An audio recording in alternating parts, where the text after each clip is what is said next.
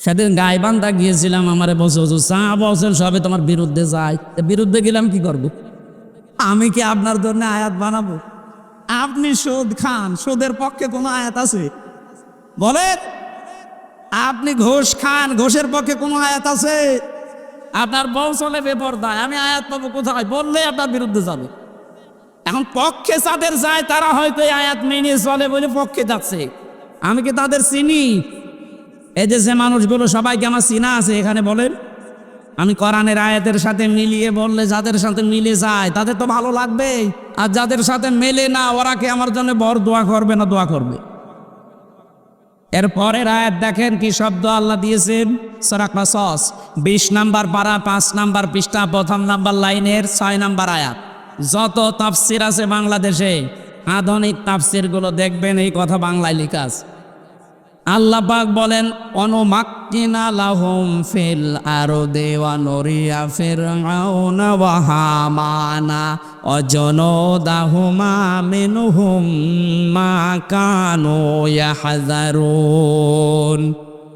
আয়াতগুলো আমার মনে হচ্ছে কেবল আল্লাহ বাংলাদেশ দেখে নাজিল করলো। অনুমাক্কিনা লাহুম ফিল আরদ, জমিনে আমি তাদেরকে শাসন ক্ষমতায় বসিয়েই দিলাম। কে বলছেন?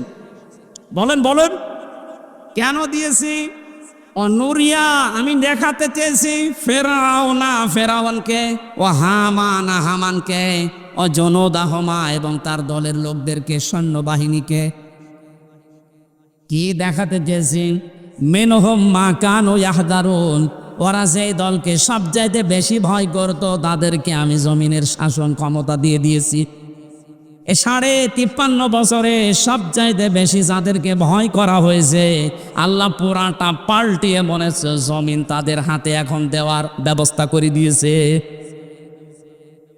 মাজলুম অবস্থায় এখনো আছি, এমনকি আমি এখন মোসাফির অবস্থায় দোয়া করছি, আল্লাহ যে কথাগুলো তুমি জানালে এই কথাগুলো 1500 বছর পরে আমাদের এই বাংলাদেশে দেখার মতো একটা পরিবেশ অলরেডি চলে এসেছে।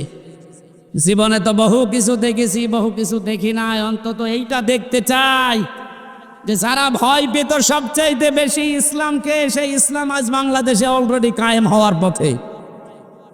আন্তর্জাতিক ষড়যন্ত্রগুলো যদি আমরা রুখতে পারি, 53 বছরে তো বহু কিছুই আমরা দেখেছি। বাবা চালিয়েছিল, মানুষ দুর্ভিক্ষে মারা গেছে। এটাকে আমি বানিয়ে বললাম? যারা মুরব্বী আছে জিজ্ঞাসা করেন, বাবা যখন চালিয়েছিল দুর্ভিক্ষে মানুষ মরিছে। স্বামী চালিয়েছে অনেকের, চাচা চালিয়েছিল 9 বছর 10 বছর জেল ফেটিস, ভাবি চালিয়েছিল, বউ চালিয়ে গেল। এখন শুধু বাকি আছে এইটা দিয়ে চললে বাংলাদেশ কেমন দেখা যায়। এটা আমরা দেখতে চাই না, শুধু হাত তুললে দেখা যাবে।